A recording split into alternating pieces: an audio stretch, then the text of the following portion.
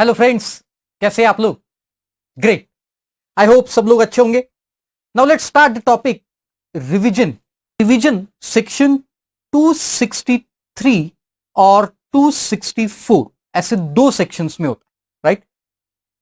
तो अब ये 263 क्या है और 264 बड़े इत्मीनान से समझेंगे। पहले 263 को खत्म करेंगे और फिर 264 पे जाएंगे। तो पहला 263 देखो क्या बोलता है, revision of order prejudicial to the revenue. मतलब क्या?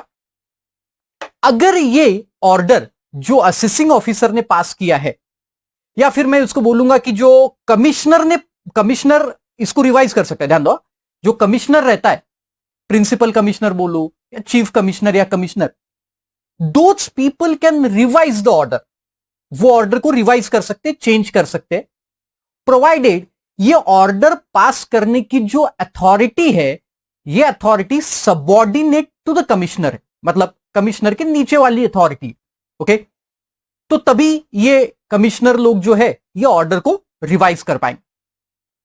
अब अगर कोई ऑफिसर ने, let's say example assessing officer है ना, जो असेसिंग ऑफिसर है उसने एक ऑर्डर पास किया, कोई 143(3) का या 147 का कोई भी ऑर्डर पास किया, 153(a) का सर्च के केस में, और वो ऑर्डर अगर रेवेन्यू के अगेंस्ट में है, मतलब उसमें डिपार्टमेंट का कोई नुकसान हो रहा है, टैक्स कम वसूल करने में आया, या टैक्स गलत कैलकुलेट, कम वसूल करने से अच्छा टैक्स गलत कैलकुलेट करने में आया, या फिर कोई ऐसा पॉइंट है जो कंसीडर करने में छूट गया असेसिंग ऑफिसर से, तो ऐसे पॉइंट का रिवीजन हो सकता है 263 में, जो प्रिजुडिशियल टू द रेवेन्यू है, मतलब रेवेन्यू के इंटरेस्ट के खिलाफ है, राइट? तो अब देखो, orders which may be revise, कौन से ऑर्डर रिवाइज किए जाएंगे 263 में? सिर्फ वही ऑर्डर रिवाइज होंगे जो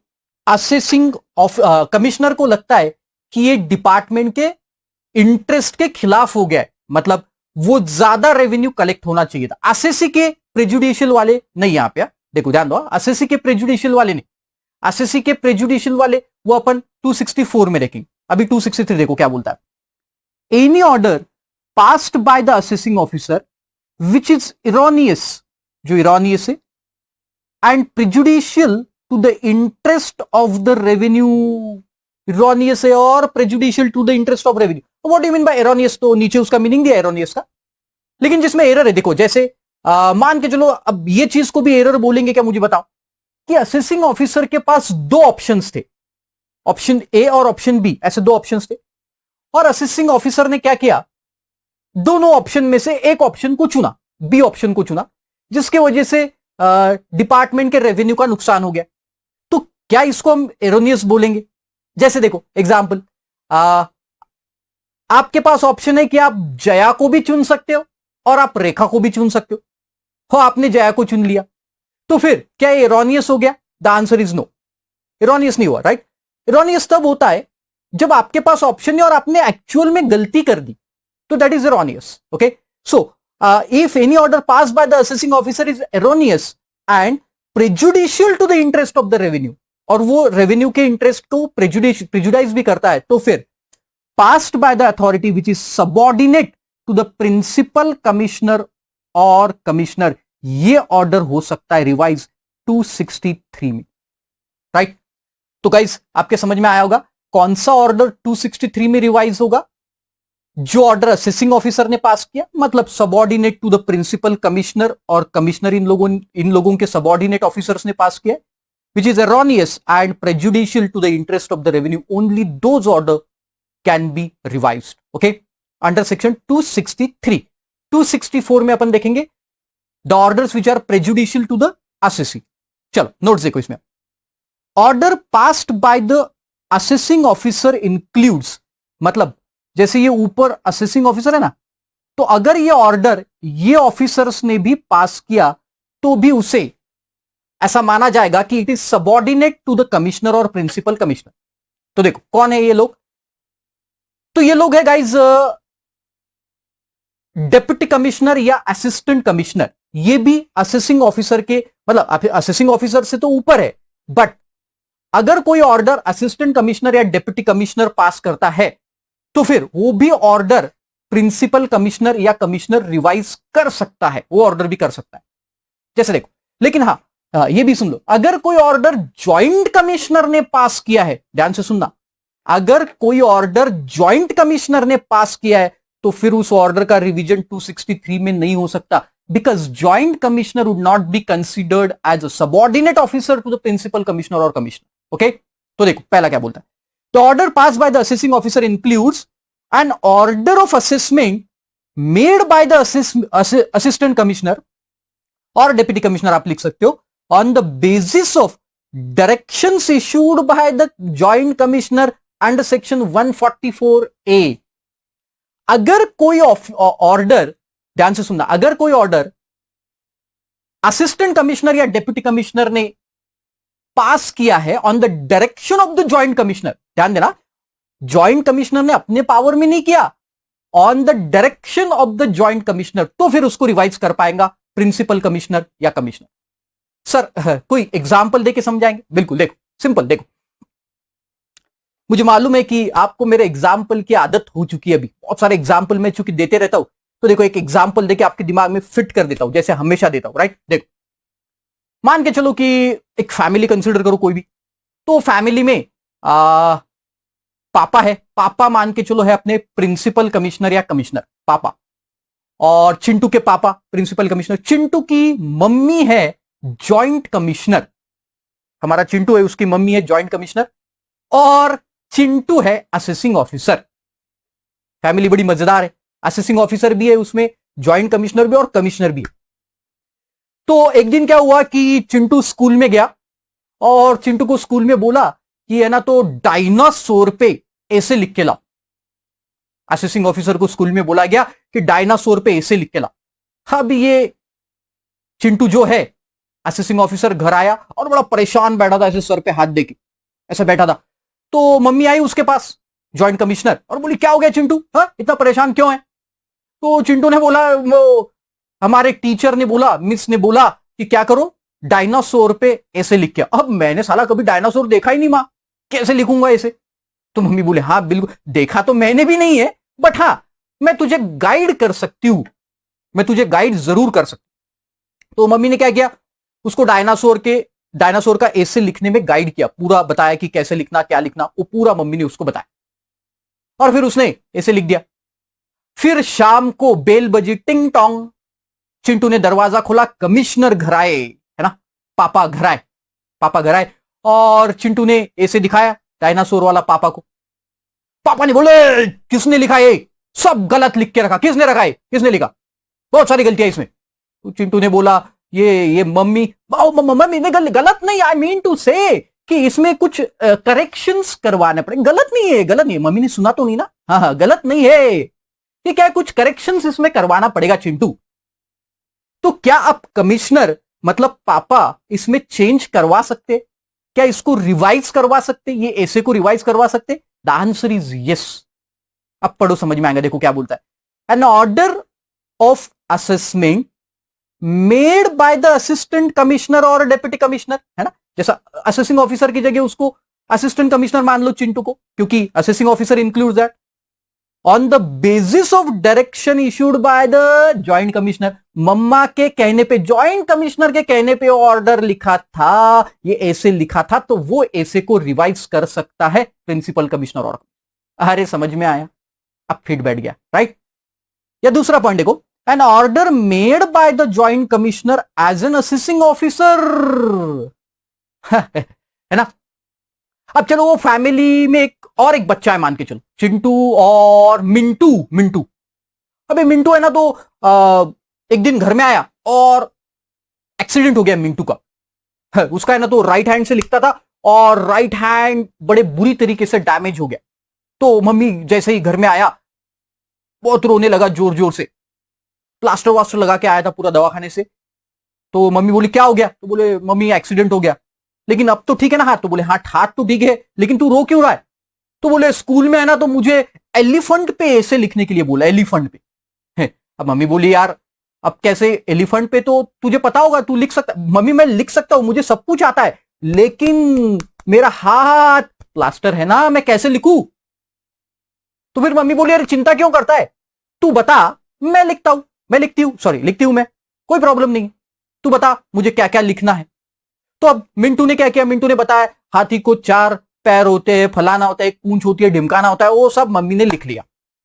अब शाम को फिर से हमारे कमिश्नर साहब घर पे आए, और कमिश्नर साहब घर पे आने के बाद कमिश्नर साहब को ये ऐसे दिखाया गया।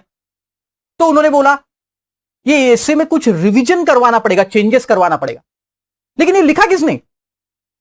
तो मिंटू ने बोला ये तो मम्मी ने लिखा। लेकिन क्या वो सच में मम्मी ने लिखा है? यस, मम्मी ने लिखा है, but in a capacity of किसके लिखा है बेटा? In a capacity of Mintu लिखा है, in a capacity of assistant commissioner या डेप्यूटी कमिश्नर या असेसिंग ऑफिसर के कैपेसिटी में लिखा। तो खुद का दिमाग अप्लाई किया क्या मम्मी ने? नहीं। ज्वाइंट कमिश्नर में इसमें कोई खुद का दिमाग अप्लाई नहीं किया। देखो क्या बोलता है, an order made by the joint commissioner as an assessing officer. Assessing अपने ज्वाइंट कमिश्नर के पावर यूज करके नहीं लिखा है, अपना और ज्वाइंट कमिश्नर के पावर यूज करके ये ऑर्डर पास नहीं किया गया है, ये ऑर्डर तो असेसिंग ऑफिसर के पावर में लिखा गया है, तो ये ऑर्डर को भी रिवाइज कर सकता है कमिश्नर। अरे समझा? ऐसे समझना पड़ता है, राइट? और अब तीसरा देखो, जो लिखा नहीं है वो इससे भी ज्यादा इंपॉर्टेंट है। क्या ज्वाइंट कमिश्नर का पावर एक्सरसाइज, ज्वाइंट कमिश्नर ने जो ऑर्डर बनाया उसको रिवाइज कर सकते हैं? देखो वो लिखा नहीं है, तो इसका ही मतलब वो ज्वाइंट कमिश्नर ने जो ऑर्डर पास किया उसको रिवाइज नहीं कर सकते कमिश्नर या प्रिंसिपल कमिश्नर। अरे बात समझे आप? मतलब क्या, जैसे मान के चलो सब रात हो गई और रात में सब लोग डाइनिंग टेबल पे खाना खाने बैठ गए, assistant joint commissioner, assistant deputy commissioner या असेसिंग ऑफिसर, बच्चे चिंटू मुंटू हमारे, और ज्वाइंट कमिश्नर मम्मी। अब मम्मी ने करेली की सब्जी बनाई जो हमारे कमिश्नर साहब को बिल्कुल पसंद नहीं, बिल्कुल भी पसंद नहीं करेली की सब्जी, और मम्मी ने उनको सर्व कर दी। और जैसे सर्व की, पापा ने बोला ये मुझे नहीं चाहिए, इसको रिवाइज करवाओ, नई सब्जी लाओ। क्या ये हो सकता है?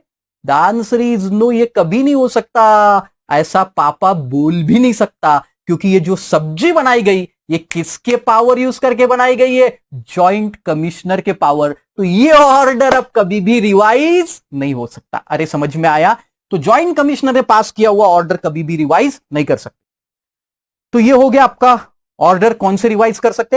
And N intimation under section 143(1), जो 143(1) में इंटीमेशन आएगी, ये भी, इसको भी अगर ये प्रेजुडिशियल टू द रेवेन्यू है तो फिर इसको भी रिवाइज किया जा सकता है। ओके, देन देखो टेक्स्ट पॉइंट में, ये पॉइंट को अपन ये नीचे का पढ़ने के बाद देखते हैं तो जल्दी समझ में आएगा। देखो क्या है, an order passed by the assessing officer shall be deemed to be erroneous in so far as prejudicial to the interest of the revenue। कब इसको erroneous बोला जाएगा? देखो कब बोला जाएगा, if in the opinion of the principal commissioner or commissioner, if it is in the opinion, मतलब ये erroneous कब बोला जाएगा? देखो पहला point, the order passed without making inquiries or verification which should have been made। मतलब assessing officer ने order तो पास कर दिया, बट ये कमिश्नर को या प्रिंसिपल कमिश्नर को ऐसा लगता है कि उसने फर्दर इंक्वायरी या वेरिफिकेशन करना चाहिए था, बट वो ना करते हुए ही उसने ऑर्डर पास कर दिया। कोई इंक्वायरी या वेरिफिकेशन नहीं किया, ऑर्डर पास कर दिया असेसिंग ऑफिसर ने, तो वो ऑर्डर एरोनियस माना जाएगा, गलत माना जाएगा। उसको रिवाइज कर पाएंगे, राइट? उसको रिवाइज कर पाएंगे। या फिर the order pass allowing any relief without inquiring into the claim, claim को देखा ही नहीं और रिलीफ ग्रांट कर दिया, हालांकि वो क्लेम ऐसा था जिसमें रिलीफ ग्रांट नहीं होना चाहिए थी, बट वो रिलीफ अलाउ कर दिया गई विदाउट इंक्वायरिंग इनटू क्लेम, तो ये भी ऑर्डर क्या हो जाएगा? इरोनियस हो जाएगा। The order has not been made in accordance with any order, directions और instruction issued by the board under section 119। CBDT has power under section 119 to issues the instruction to AO या ACDC, but वो instruction को follow किए बिना, मतलब उनके instructions, order, direction follow नहीं किए और असेसिंग ऑफिसर ने ऑर्डर पास कर दिया, so that is again a erroneous order। And the order has not been passed in accordance with the decision which is prejudicial to the assessee rendered by the jurisdictional high court or supreme court in the case of assessee or any other person। मतलब क्या इनका कहना यह guys कि ये same matter पे, ऐसे ही कोई मैटर पे, सेम मैटर या ऐसे ही कोई मैटर पे जुरिस्डिक्शनल हाई कोर्ट का कोई डिसीजन आया, मतलब जैसे बॉम्बे हाई कोर्ट का, महाराष्ट्र में तो बॉम्बे हाई कोर्ट का ऐसा कोई डिसीजन, या नागपुर हाई कोर्ट का ऐसा कोई डिसीजन आया है सेम मैटर या रिलेटेड देयर टू, या फिर सुप्रीम कोर्ट का एक जजमेंट है, डिसीजन है, जिसमें ऐसा decision prejudicial to the interest of assessee है, एसएससी के प्रेजुडिशियल में, बट आपने ये जो नया डिसीजन पास किया this is in favour of assessee, मतलब प्रेजुडिशियल टू द डिपार्टमेंट। तो आपके पास ऐसा जजमेंट ऑलरेडी था हाई कोर्ट का, जुरिस्डिक्शनल हाई कोर्ट का या सुप्रीम कोर्ट का, which is prejudicial to the assessee, उसको मद्देनजर ध्यान में ना रखते हुए आपने ये ऑर्डर पास कर दिया which is prejudicial to the interest of revenue, तो ये ऑर्डर भी हम इरोनियस मानेंगे, राइट। तो ये 4 केसेस में ऑर्डर को इरोनियस माना जाएगा। अरे समझ में आया? तो कौन से 4 केस है अब भी के अब भी 2 मिनट में रिवाइज कर डालो आप, राइट। पहला केस हम लोगों ने देखा गाइस कि अगर विदाउट फर्दर इंक्वायरी वेरिफिकेशन किया हुआ, दूसरा क्लेम आपको रिलीफ दे दिया विदाउट इंक्वायरिंग इनटू क्लेम, तीसरा सीबीडीटी के इंस्ट्रक्शन फॉलो नहीं किया, और चौथा हाई कोर्ट या सुप्रीम कोर्ट का ऐसा कोई जजमेंट है which is prejudicial to the assessee, जो डिसीजन था प्रेजुडिशियल टू द असेसी था, बट आपने in favour of assessee decision दिया, मतलब ही प्रेजुडिशियल टू डिपार्टमेंट दिया, तो ये ऑर्डर इरोनियस हो जाएगा। अब पढ़ो ये पॉइंट, वही जो 4 थे नीचे वो ऊपर लिखे देखो। Order made by the assessing officer after making the proper inquiries and considering the relevant details and decision of the supreme court cannot be said to be erroneous or prejudicial to the interest of the revenue and hence such a order cannot be revised। कौन से order revise नहीं कर सकते वो दिया है आपको, which order cannot be revised, which order can't be revised। तो कौन से ऑर्डर जिसमें ये पूरी कंडीशंस को सेटिस्फाई किया गया, राइट। तो देखो कैसे, देखो the order made by the assessing officer after making proper inquiries, यहां इंक्वायरी नहीं की थी लेकिन यहां कर दी, and considering relevant detail decision of supreme court cannot be said to be wrong, right। तो ये सब अगर किया है पॉजिटिव सेंस में लिया है तो फिर उसको रिवाइज नहीं हो सकता। Then treatment of an order which is subject matter of the appeal, मतलब क्या कि अगर ये ऑर्डर के अगेंस्ट में अपील फाइल हुई है तो क्या होगा, देखो पहले पढ़ लो मैं समझाता हूं फिर। Revision of 263 of an order which is subject matter of the appeal cannot be made, मतलब अगर ये मैटर्स के अगेंस्ट में कोई अपील फाइल हुई है, जो ऑर्डर में है उसके अगेंस्ट में कोई अपील फाइल हुई है, तो फिर आप रिवीजन में नहीं जा सकते। दो बेनिफिट कैसे लेंगे भाई, अपील का भी बेनिफिट लेंगे और रिवीजन का भी, ऐसा नहीं हो सकता। लेकिन देखो एक केस बताता हूं मैं जिसमें आप अपील में जा सकते हो, अपील में भी जा सकते हो और रिवीजन में भी, सेम ऑर्डर के केस में, ओके। तो देखो वहां पे लिखा भी है, अपन वही एग्जांपल से समझते। देखो from an perusal of an order under section 143(3) raised by the assessing officer following was observe. तो 143(3) में असेसिंग ऑफिसर ने एक ऑर्डर पास किया जिसमें पॉइंट ए जो था वो अगेंस्ट द असेसी था, अगेंस्ट द असेसी मतलब in favour of department, right. और एक था पॉइंट बी था इन फेवर ऑफ असेसी, मतलब prejudicial to interest of revenue, है ना, ऐसे ही हो गया, समझ गया आप। इन फेवर ऑफ असेसी होना मतलब क्या, असेसी के फेवर में मतलब डिपार्टमेंट के अगेंस्ट में, that is in prejudicial to the interest of revenue, and against the assessee मतलब डिपार्टमेंट के फेवर में, राइट। अब देखो क्या हुआ, आगे देखो क्या हुआ। The assessee being aggrieved with point A, assessee point, the assessee being aggrieved with point A, जो assessee के against में था, in the order passed by the assessing officer, preferred an appeal to the commissioner appeal। तो assessee ने क्या किया, एक order था जिसमें 2 पॉइंट्स थे A और B, A पॉइंट जो था assessee के अगेंस्ट में था, assessee ने उसके अगेंस्ट में अपील फाइल कर दिया, एक ही पॉइंट के अगेंस्ट में, राइट। अब सवाल ये उठा कि केस तो अपील में चले गया और ऊपर अपन ने देखा कि अगर अपील में चले गए तो ये रिवीजन में आप नहीं जा सकते, मतलब कमिश्नर इसका रिवीजन नहीं कर पाएगा, डिपार्टमेंट का जो कमिश्नर है वो रिवीजन नहीं कर पाएगा। तो दूसरा जो पॉइंट था which is in favour of assessee, तो फिर इसका रिवीजन क्या नहीं हो पाएगा? तो यहां लगता है डॉक्ट्रिन, डॉक्ट्रिन मतलब डॉक्टर की वाइफ नहीं रे नलायक लोग, डॉक्ट्रिन ऑफ पार्ट मर्जर लगता है यहां रे, सही doctrine of part merger, doctrine मतलब डॉक्टर की वाइफ नहीं।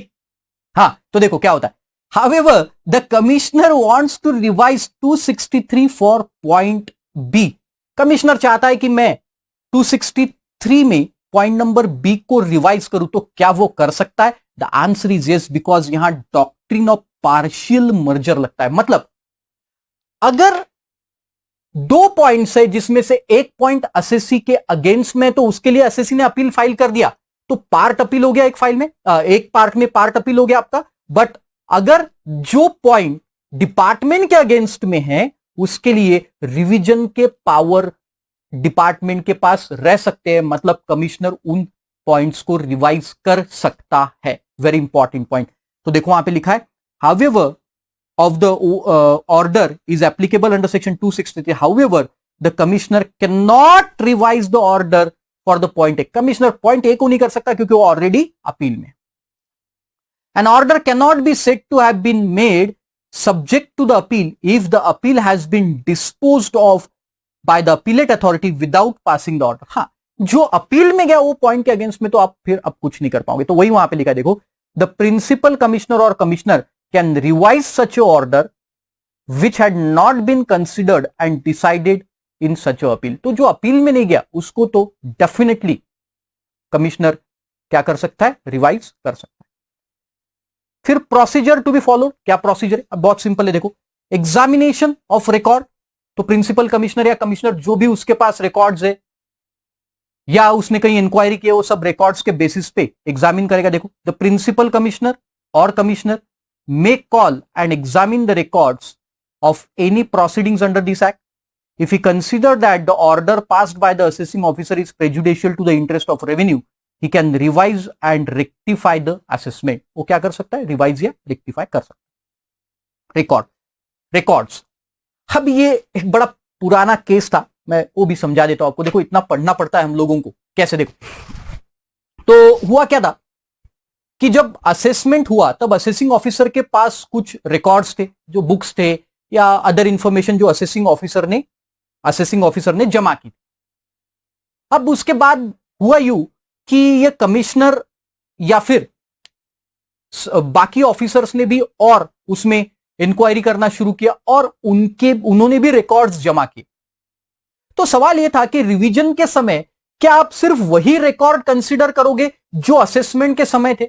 मतलब जब असेसमेंट हुआ था असेसिंग ऑफिसर के सामने, वही रिकॉर्ड्स आप कंसीडर कर सकते हो, या फिर बाद में कोई रिकॉर्ड्स अगर अवेलेबल होते, असेसमेंट ऑर्डर निकल गया और उसके बाद कोई रिकॉर्ड मिलते, उसको भी कंसीडर किया जा सकता है?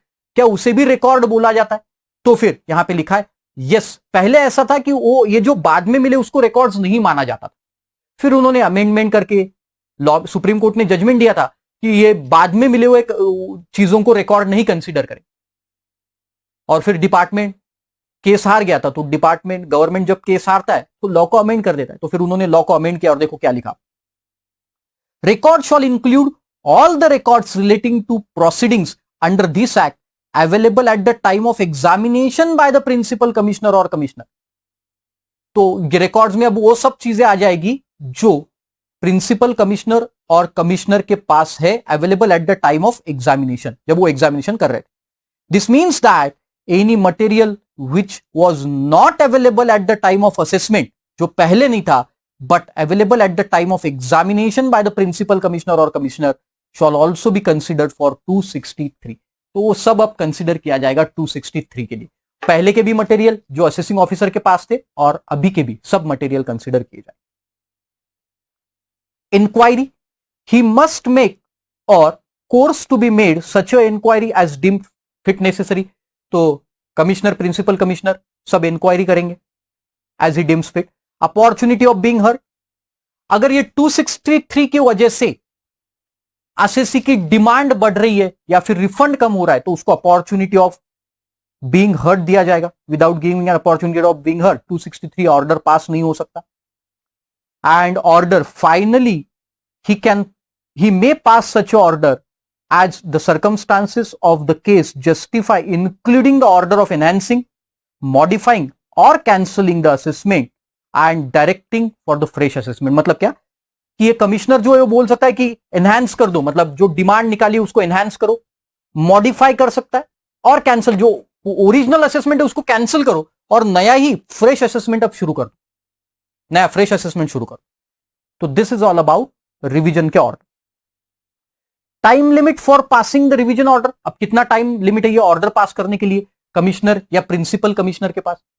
तो जो अपील में जो देखा था उसमें क्या था कि एज मतलब वो कर पाए, तो अगर नहीं कर पाया अपीलेट अथॉरिटी तो मतलब आगे भी ऐसा जैसा अपील में, सीआईटी अपील में था कि 1 साल में अगर पॉसिबल है तो 1 साल में ऑर्डर दे दे, अगर पॉसिबल है तो. बट यहां ऐसा नहीं, यहां तो 2 years from the end of financial year in which order sought to be revised was passed. जिस साल असेसिंग ऑफिसर ने, मान के चलो this is the year in which order was passed, assessing officer ने वॉज पास्ड बाय एओ, इस year में order pass किया था, तो यहां से 2 साल, विद इन 2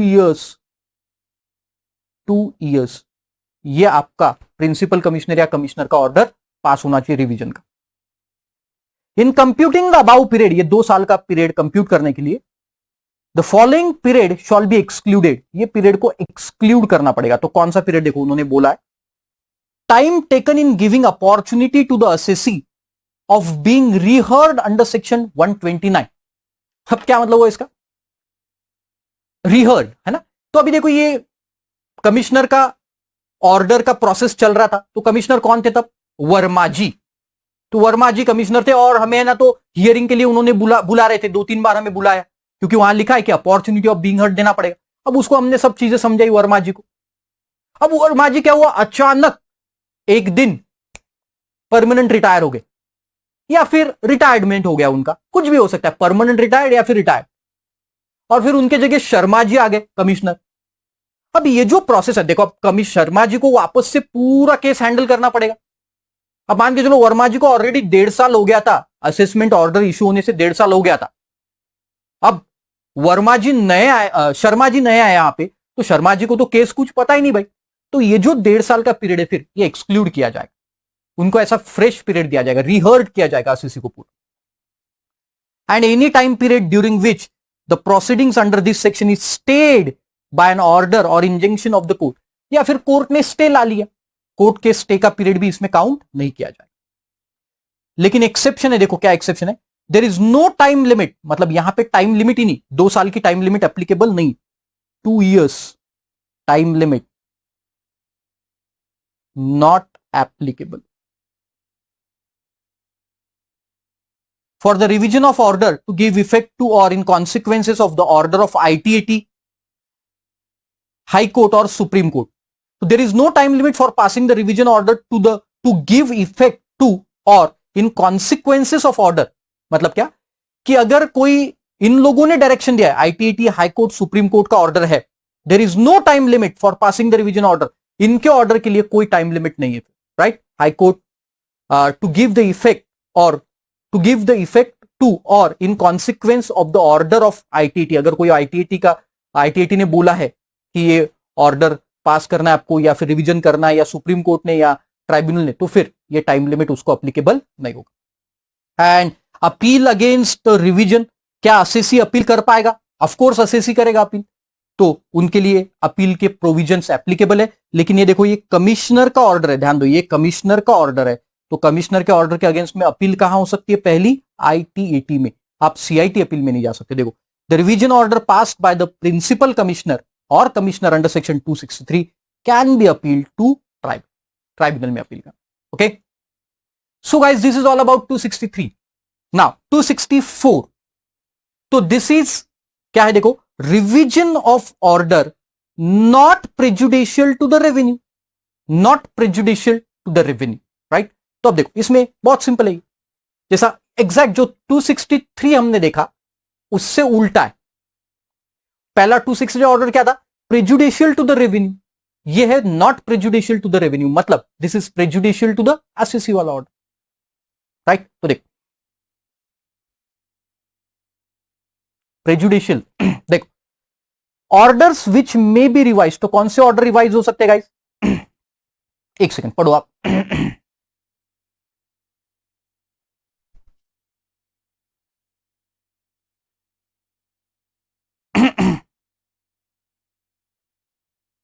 देखो any order which is erroneous and not covered under 263, जो 263 में कवर नहीं है, that is not prejudicial to the interest of revenue passed by authority subordinate to the principal commissioner और कमिश्नर, राइट।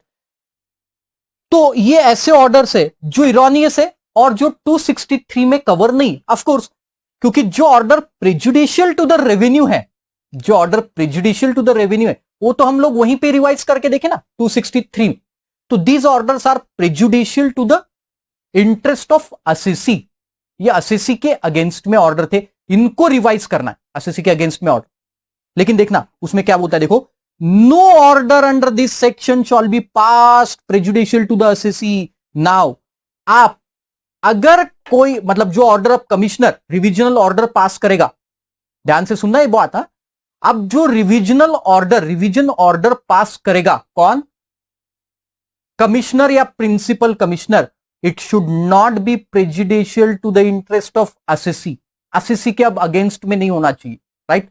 तो assessee के against में 264 ये बड़ा असेसी के फेवर वाला सेक्शन, ओके। तो देखो order which is not appealable before the commissioner appeal can also be refer to the commissioner for revision.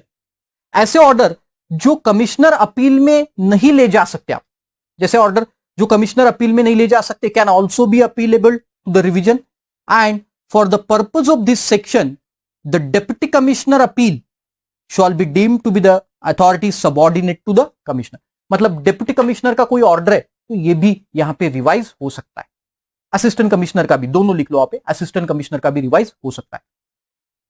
तो जो ऑर्डर्स कमिश्नर अपील में अपीलेबल नहीं है वो हम रिवीजन के लिए इधर लेके आ सकते। Then on whose motion the revision is possible, of course either on motion of principal commissioner और कमिश्नर और an application made by the assessee.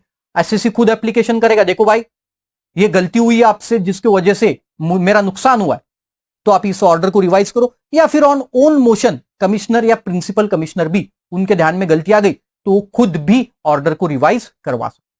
Okay, procedure बहुत सिंपल है, देखो एग्जामिनेशन ऑफ रिकॉर्ड वही, once the revision proceeding has been initiated the principal commissioner और commissioner may call for examining the records and proceedings. Inquiry करेंगे, such a inquiry as deem fit, वहां पे भी देखा था हमने, और ऑर्डर पास करना पड़ेगा। However such a order should not be prejudicial to the assessee. Very important point, जो ऑर्डर पास करेगा कमिश्नर, मैं ऑलरेडी बता चुका हूं, ये ऑर्डर असेसी के अगेंस्ट में नहीं होना चाहिए। तो असेसी के लिए बड़ा हथियार वाला सेक्शन है। ओके, आगे देखो, time limit for an filing an application. तो अब ये जो असेसी के प्रेजुडाई मतलब असेसी के अगेंस्ट में ये जो ऑर्डर पास हुआ था, पहले ऑर्डर पास हुआ था असेसिंग ऑफिसर ने जो किया था, तो उसके लिए अब असेसिंग ऑफिस कमिश्नर को असेसी क्या कर सकता है, एप्लीकेशन फाइल कर सकता है कि आपकी यहां गलती हुई है साहब, इसको रिवाइज करवा दो, या ऑर्डर को रिवाइज करवा दो, असेसिंग ऑफिसर की गलती हुई। तो फिर देखो कितने साल में उसको करना पड़ेगा, where the revision has been initiated by the assessee. Assessee की बात चल रही है, सुओ मोटू नहीं, कमिश्नर सुओ मोटू भी कर सकता है, बट पहले असेसी एप्लीकेशन कब तक कर सकता है, देखो the application must be made within 1 year from the date on which the order in question was communicated to the assessee or the date on which otherwise he came to know it, whichever is earlier। तो जिस दिन ये assessee को पता चल गया कि ये ऑर्डर निकल चुका है, या फिर order of communication to the assessee, assessee को ऑर्डर मिल गया असेसिंग ऑफिसर का, whichever is earlier, वहां से 1 साल के अंदर अंदर, उस डेट से 1 साल के अंदर अंदर एप्लीकेशन असेसी को फाइल करना है। 1 साल के अंदर अंदर एप्लीकेशन फाइल करना है जिस दिन वो ऑर्डर असेसी को कम्युनिकेट किया, मतलब सर्व्ड हुआ। तो ऑर्डर जैसे सर्व हुआ वहां से 1 साल के अंदर अंदर आप रिवीजन में जा सकते हो, काफी बड़ा समय। अब देखो, हमने देखा था अपील में असेसिंग ऑफिसर का कोई ऑर्डर है ना, तो वो ऑर्डर को लेके अगर हमें सीआईटी अपील में जाना है, सीआईटी अपील में, तो उसके लिए टाइम था 30 डेज, 30 डेज का समय था, राइट। तो अब आपने क्या सोचा, आप बड़े होशियार थे, तो आपने क्या सोचा, तो 3 दिन हुए थे ऑर्डर आके, तो आपने सोचा कि चलो एक बार है ना, तो ये कमिश्नर को जाके पूछ लेते, कमिश्नर को जाके पूछ लेते ये यहां का रिवीजन, कि तू रिवीजन करवा सकता है क्या, ऐसा पूछ लेते। तो आप गए तीसरे चौथे दिन और वो कमिश्नर के पास लेके गए कि देखो साहब, ये ऑर्डर है असेसिंग ऑफिसर का, और ये ऑर्डर में मेरे को ऐसा लगता है इसमें रिवीजन की जरूरत है, it is prejudicial to interest of mind, इसको रिवीजन की जरूरत, क्या आप कर सकते हो? तो वो कमिश्नर ने बोला नहीं नहीं हम नहीं कर सकते। तो एसएससी, अच्छा नहीं कर सकता है, टाटा बाय बाय, जा, मत कर मत कर मत कर। मैं कहां जाता हूं? अपील में जाता हूं, क्योंकि अभी भी मेरे पास समय है अपील में जाने का। तो तू टाटा करते करके चले आए एसएससी, और अब चले हम अपील में। तो क्या आप अपील में ऐसे जा सकते? The answer is no. तो आप जब ये कमिश्नर के पास जाते हो तो आपको पूरा राइटिंग में देना पड़ता है कि अब मैं कोई अपील के राइट रिजर्व नहीं कर रहा हूं, मैं आप ही के पास आने वाला हूं, मैं और कहीं नहीं जाने वाला हूं। मैं गीता, कुरान, बाइबल पे हाथ रख के मैं कसम खाता हूं कि मैं सिर्फ सिर्फ और सिर्फ 264 में रिवीजन करूंगा, मैं और कुछ भी नहीं करूंगा, मतलब अपील में नहीं जाऊंगा। तो ही आपका रिवीजन वाला ऑर्डर सुनाई जा सकता है। मतलब आप दो दो बेनिफिट एक साथ नहीं उठा सकते। यहां डॉक्ट्रिन ऑफ फुल मर्जर लगता है, वहां डॉक्ट्रिन ऑफ पार्ट मर्जर था, यहां डॉक्ट्रिन ऑफ फुल। देखो ध्यान से सुनना, मतलब यहां 2 पॉइंट्स है और एक भी पॉइंट के अगेंस्ट में अपील है, तो दूसरा पॉइंट आप रिवीजन में लेके नहीं जा सकते। यहां डॉक्ट्रिन ऑफ फुल मर्जर का केस है, डॉक्ट्रिन ऑफ पार्ट मर्जर का केस नहीं। 264 में अपन देखेंगे आगे। However, the principal commissioner can admit the belated application if the assessee is prevented sufficient cause from making the application within the time. अगर आपके पास कोई स्पेसिफिक रीजन है that you can satisfy the commissioner कि भाई साहब गलती हो गई, फलाना फलाना रीजन था, मैं कहां था, जेल में था, जिसकी वजह से, या वो बीच में कोरोना वगैरह आया था, वो चल रहा था, उसकी वजह से हम घर से बाहर ही नहीं निकल पाए साहब, तो सफिशिएंट कॉज, मतलब जो असेसी कमिश्नर को सेटिस्फाई करे, ये वाला नहीं। देखो ध्यान दो, कुछ लोगों के दिमाग में सफिशिएंट कॉज जो कमिश्नर को सेटिस्फाई करे, ऐसा मैंने बोला, कुछ लोग समझने, अरे नहीं रे नालायक लोग, वो सब रीजन नहीं। हाँ, लेकिन जो सफिशिएंट, जो कमिश्नर को लगे ऐसा कोई रीजन होगा, तो फिर वो आपको 1 ईयर से ज्यादा भी टाइम लिमिट अलाउ कर सकता है। फिर in computing the above period limitations the following time limit shawl be excluded. तो वैसे तो 1 साल है, बट ये पीरियड आपको एक्सक्लूड करना है, जो हम ऑलरेडी वहां देख के, वही जो reheard under section 129, time limit of giving opportunity. Then second one, and period during which the proceeding under this section is stay application लाया। However, there is no time limit for the passing of revision order for the effect to or consequences of an order of ITT, High Court or Supreme. Wait. And last देखो, if the assessee had not received the copy of the order, the time limit required to obtain a copy of such order, ये भी exclude करना पड़ेगा। मतलब मान के चलो कि असेसी को है ना तो ऑर्डर ही नहीं मिला, ऐसा हो सकता है कि असेसी को ऑर्डर नहीं मिला, वो बाय पोस्ट उन्होंने भेजा लेकिन हमारे पास आया ही नहीं, ऐसा हो सकता है। तो फिर वो डुप्लीकेट कॉपी लेने के लिए उसको एप्लीकेशन करना पड़ेगा ऑर्डर की, है ना, असेसिंग ऑफिसर को डुप्लीकेट कॉपी लेने के लिए एप्लीकेशन करना, फिर वो चक्कर में बहुत सारा समय चले गया, मान के चलो 4 महीने उस चक्कर में चले गए, तो फिर वो 4 महीने एक्सटेंशन आपको मिल सकता है, मतलब वो टाइम लिमिट आपको ये 1 साल से एक्सक्लूड करना पड़ेगा। Then time limit for passing the revisional order 264 में कितने दिन में पास करना है, देखो, वेयर द प्रिंसिपल कमिश्नर और commissioner acts on his own motion within 1 year from the date of original order. तो अगर सो मोटू कर रहा है तो 1 साल में वो ऑर्डर क्या करना पड़ेगा, time limit for passing the revisional order 1 year में पास करना पड़ेगा। Orders which can not B revise, तो देखो कौन से ऑर्डर रिवाइज नहीं कर सकते आप, तो जो बताया था मैंने, यहां फुल मर्जर है, डॉक्ट्रिन ऑफ फुल मर्जर वाला केस है। देखो, where an order is appealable but no appeal has been made to the CIT appeal or the tribunal, the time within which such a appeal can be made has not expired. क्या मतलब हुआ इसका, order which can not B revised, कौन से order है जो revise नहीं हो सकते? तो उसमें उन्होंने लिखा है where the order is appealable but no appeal has been made to the appeal commissioner appeal or tribunal and the time within which such appeal can be made has not expired. मतलब आप कोई order assessing officer ने pass किया और वो appealable order है और अभी अपील करने का समय आपके पास है, विद इन 30 डेज आप अपील कर सकते हो, वो समय आपके पास है, तो फिर आप रिवीजन में नहीं आ सकते। अपील का समय खत्म हो गया तो फिर जाओ, 30 डेज तक आपको रुकना पड़ेगा। तो देखो वहां पे लिखा है where an appeal lies with the commissioner appeal और appellate tribunal and right to appeal has been waived by the assessee but ये बट वाला क्लॉज है जो मैंने आपको बताया था, बट वाला क्लॉज देखो, वेव्ड बाय द असेसी मतलब क्या? असेसी ने बोला कि मैं अपील में कभी नहीं जाऊंगा, waived by the assessee the principal commissioner और commissioner may revise the order even before the expiry of time limit of appeal. चलो देखो एक बार वापस समझाता हूं आपको। देखो तो अब असेसिंग ऑफिसर का ऑर्डर आने के बाद आपको डिमांड नोटिस सर्व होने से विद इन 30 डेज आपको अपील करना पड़ता है कमिश्नर अपील के पास, या फिर आप आईटीटी में जा रहे हो तो विद इन 60 डेज, राइट? तो ये टाइम लिमिट है आपके पास अपील की।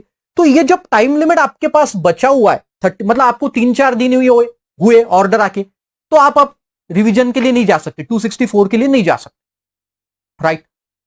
बट अगर आप कमिश्नर या प्रिंसिपल कमिश्नर को बोलते हो कि देखो साहब मैं ये राइट को वेव्ड ऑफ करता हूं, मतलब मुझे अपील में नहीं जाना साहब, मेरी बात मानो, मैं कभी नहीं जाऊंगा, मैं कसम खा के कहता हूं, गीता कुरान बाइबल में सब पे कसम खा के कहता हूं कि मैं अपील में कभी नहीं जाऊंगा, तो फिर प्रिंसिपल कमिश्नर और कमिश्नर में revise the order even before आपका टाइम अपील का एक्सपायर होने का है, कर सकते, राइट? तो ये एक्सेप्शन है, एक्सेप्शन ऊपर वाले पॉइंट, ए पॉइंट को exception. Where the order has been made the subject of the appeal to the commissioner और commissioner appeal, where the order has been made the subject of an appeal to the commissioner appeal और appellate tribunal. जो वही ए और B point का मैंने बताया था, doctrine of full merger वाला केस है। तो ए और बी पॉइंट्स थे जिसमें से ए पॉइंट के लिए अपील में चले गए और बी पॉइंट का अभी भी आपने, मतलब उसके लिए आप जाना चाहते हो रिवीजन में, तो आप ऐसा कर सकते हो? नहीं, यहां पे डॉक्ट्रिन ऑफ पार्ट मर्जर या पार्शियल मर्जर वाला केस नहीं है। तो देखो क्या बोलता है, the assessee has aggrieved with point A and point B in order passed by the assessing officer. He preferred the appeal to the commissioner appeal in respect of point A and seeks the revision under section 264 for point B. तो उसके पास 2 point थे, दोनों point के लिए वो aggrieve था, दुखी था, तो उसने क्या किया, एक अपील में जाने का सोचा और एक रिवीजन में जाने का। ऐसा हो सकता है क्या? It is not possible, you can not file the revision under section 264 due to doctrine of total और कंप्लीट मर्जर।